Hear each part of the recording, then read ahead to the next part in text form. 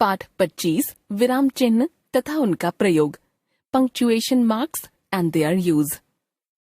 विराम चिन्ह। विराम शब्द का अर्थ होता है रुकना। बातचीत करते समय हम वाक्यों को लगातार नहीं बोलते, बीच में कहीं न कहीं थोड़ा रुकते हैं या विराम देते हैं। अब प्रश्न उठता है कि बोलने वाला कहाँ कितना रुकता है। रुकते समय वह सामान्य कथन कहता है या प्रश्न पूछता है या आश्चर्य व्यक्त करता है, आदि आदि। ये सब विशेषताएं मौखिक भाषा की हैं और इनमें से कुछ भाव भंगिमाओं को लिखित भाषा में व्यक्त करने के लिए कुछ चिन्ह बनाए गए हैं। इन्हीं लिखित चिन्हों को विराम चिन्ह कहते हैं। हिंदी के कुछ प्रमुख विराम चिन्ह निम्नलिखित हैं।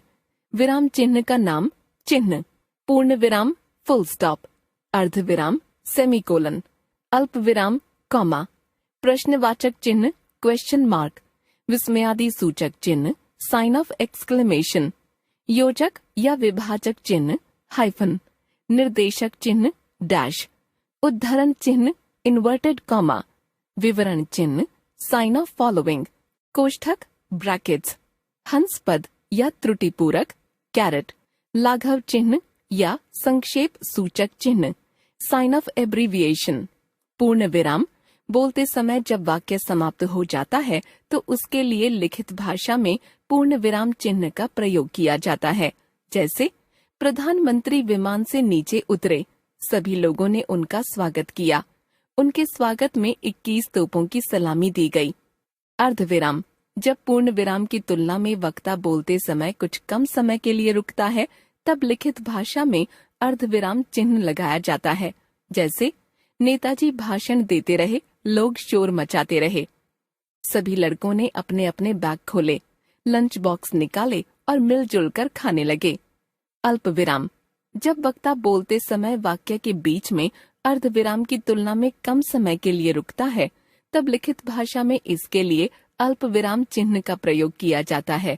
जैसे प्रधानमंत्री का भाषण सुनने के लिए स्त्री, पुरुष, बच्चे, बूढ़े सभी पहुँचे। सच बोलना, दूसरों की मदद करना, सबसे मधुर वाणी में बोलना सभी गुण अच्छे बच्चों की निशानी है। नहीं, मैं यह नौकरी कभी नहीं करूंगी। प्रश्नवाचक चिन्ह।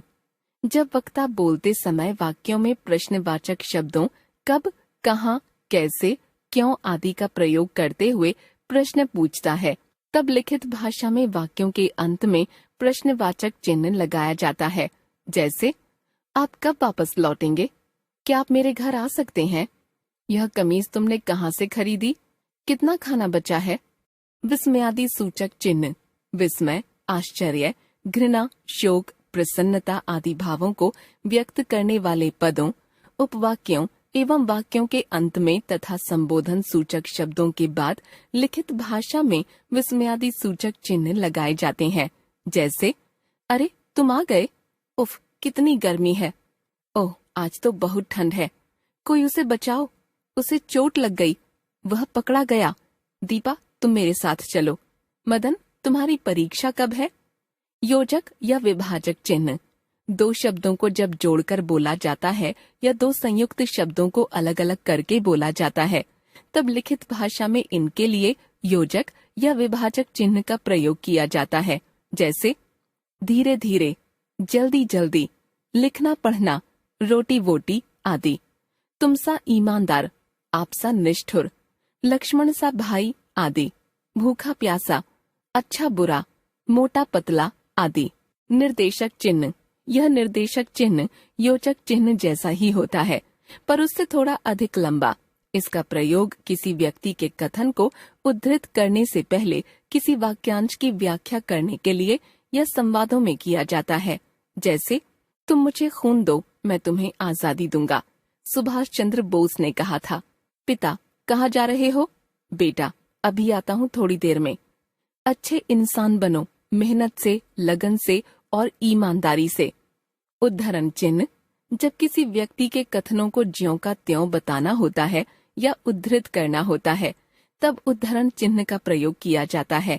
जैसे बाल गंगाधर तिलक ने कहा था, स्वतंत्रता हमारा जन्म सिद्ध अधिकार है। अध्यापक ने कहा था, मैं कल कक्षा नहीं लूंगा। सकर्मक क्रिया वह क्रिया है जो कर्म की अपेक्षा करती है।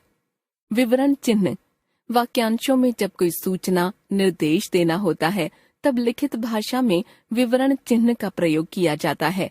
जैसे ध्वनियां दो तरह की होती हैं, स्वर तथा व्यंजन। कर्म के आधार पर क्रिया के दो भेद हैं, अकर्मक तथा सकर्मक। कोष्ठक, जब किसी कठिन शब्द का अर्थ बताया जाता है या विकल्प दिखाना होता है तब कोष्ठकों का प्रयोग किया जाता है। गणित में इनका प्रयोग सर्वाधिक होता है। जैसे जब महात्मा गांधी को अंग्रेजों ने कैद किया तो सारे देशवासी आंदोलन करने लगे। अकर्मक क्रिया, इंट्रांजिटिव वर्ब, विशेषण, एडजेक्टिव, क, ख, एक, दो आदि। हंसपद तथा त्रुटिपूरक, लिखते समय जब कोई शब्द छूट जाता है तब हंस पद का चिन्ह लगाकर उस शब्द को ऊपर लिख देते हैं। जैसे मैं बच्चों को अपने घर ले गया, मैंने कुछ किताबें खरीदी हैं। लाघव चिन्ह या संक्षेप सूचक चिन्ह, जब किसी बड़े अंश को संक्षेप में बताना होता है तब लाघव चिन्ह का प्रयोग किया जाता है।